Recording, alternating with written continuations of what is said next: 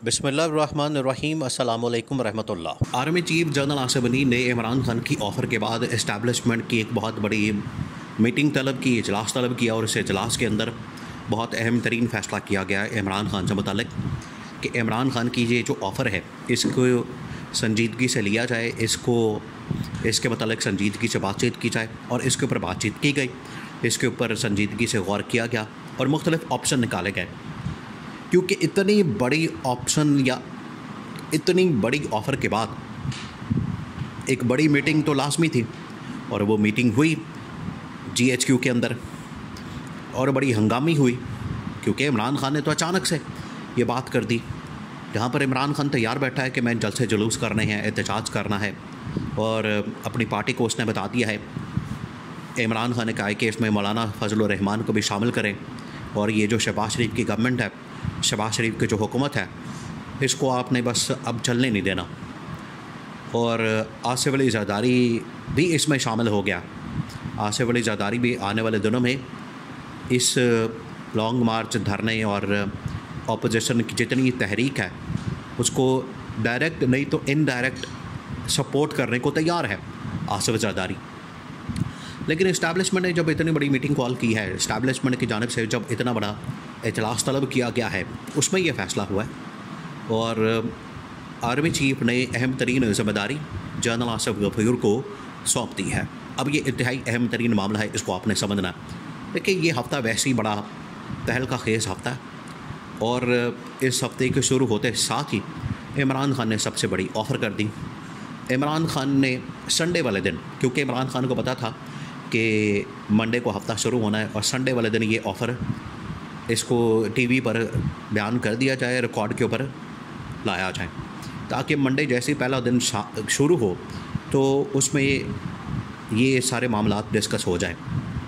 अब संडे वाले दिन शाम में जैसे ही शहरयार अफरीदी ने इस ऑफ़र को ब्रेक किया,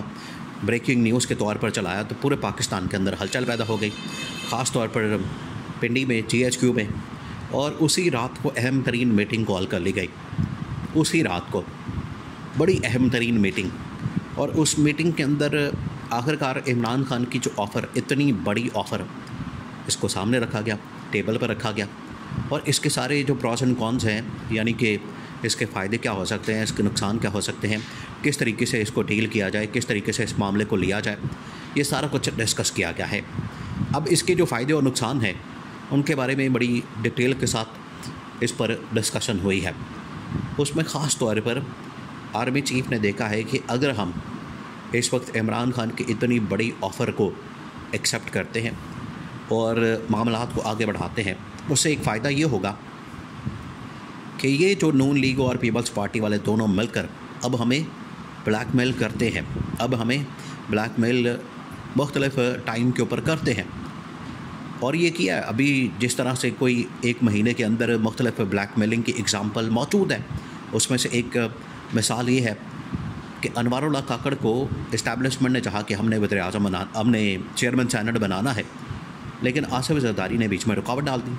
आसिफ ज़रदारी ने कहा कि ये तो मेरी बात हुई है नून लीग के साथ और नून लीग का वज़ीर-ए-आज़म होगा और मेरा चेयरमैन सेनेट और सदारत का ओहदा मेरे पास होगा। तो ये तो पीपल्स पार्टी या आसिफ ज़रदारी ने कहा कि ये तो मेरी डील हो चुकी है, इसके ऊपर तो मैंने कॉम्प्रोमाइज़ नहीं करना। इस्टेब्लिशमेंट को इस बात के ऊपर बड़ा गुस्सा कि इन्होंने कॉम्प्रोमाइज़ नहीं किया, इनको हमने सीटें दिलवाई। ये पीपल्स पार्टी ने तो टोटल 20 सीटें जीती थी, इनकी हमने 50 से 60 सीटें कर दी। ये छोटी बात है। अगर ये सारा इतना इसके ऊपर गरूर कर रहे हैं और इसके ऊपर ये सारा बड़ा तिलमिला रहे हैं और समझते हैं कि ये हमारी सीटें हैं, पीपल्स पार्टी की सीटें हैं, इस वजह से अब हमने ये सीटें किसी के साथ शेयर नहीं करनी, तो इस्टेब्लिशमेंट ने कहा ये आपके पास सीटें आई कहाँ से हैं? सीटें तो हमने दिलवाई हैं, जिसकी वजह से ये सेनेटर बने हैं, वरना आपके पास सीटें ना होती तो आप सेनेटर कहाँ से बनाते हैं? ये फिर इस्टेब्लिशमेंट ने आसिफ ज़रदारी को बता दिया है, सुना दिया और आसिफ ज़रदारी को पता चल गया है कि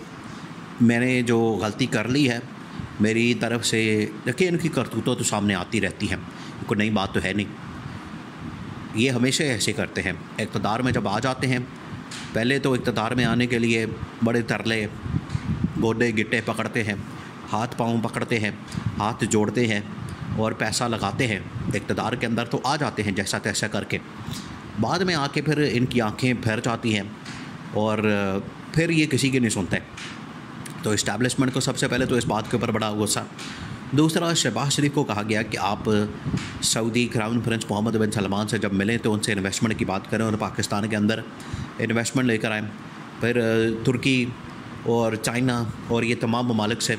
शहबाज शरीफ ने क्या किया कि चुपके से शहबाज शरीफ ने नवाज़ शरीफ को वहाँ पर भिजवा दिया और पीछे से काम डलवा दिया कि इसहाक़ डार को वज़ीर-ए-आज़म बना दिया जाए। शहबाज शरीफ इसमें ऑन बोर्ड है,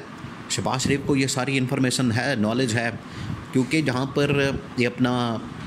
नवाज़ शरीफ शहबाज शरीफ के ख़िलाफ़ साजिश कर रहे हैं, वहीं पर ये दोनों भाई मिलकर भी इस्टेब्लिशमेंट के ख़िलाफ़ साजिश कर रहे हैं। तो हर जगह के ऊपर अपना जो बंदा है, कोई ना कोई बंदा, कोई शख्सियत, बड़ा ओहदेदार, वो अपने लिए भी इस वक्त सर्वाइवल के लिए लड़ रहा है और साथ ही दूसरों के साथ मिलकर भी पूरी गेम खेल रहा है। तो शहबाज शरीफ डबल गेम खेल रहा है, विकेट के दोनों जानिब। इस वजह से शहबाज शरीफ ने ये जो बात की है, शहबाज शरीफ की जानिब से ये जो मामला सामने आया है इसहाक़ डार की एकदम तकर्री शहबाज शरीफ की गैर मौजूदगी में, ये इस्टेब्लिशमेंट को पैगाम है। अब ये जो इतनी बड़ी ऑफ़र आई है इमरान खान की, इस ऑफ़र के ऊपर बड़ी इसके ऊपर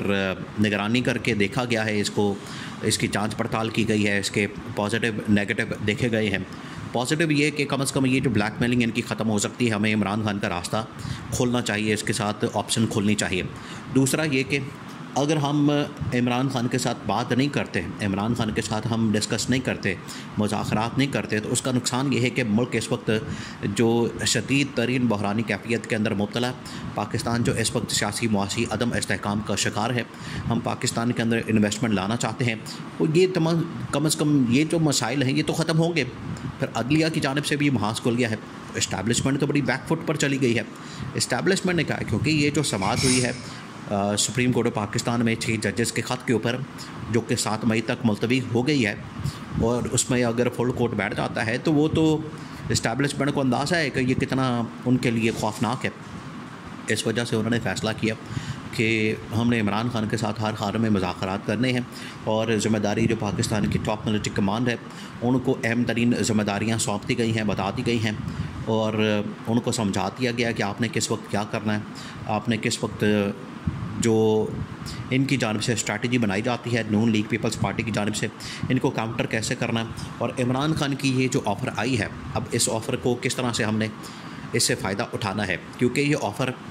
महीनों में, सालों में एक मरतबा आती है, तो हमने इससे फ़ायदा उठा के रास्ता बनाना है, क्योंकि रास्ते बनाने से ही मामलात आगे बढ़ते हैं और चीज़ें बेहतर होती हैं।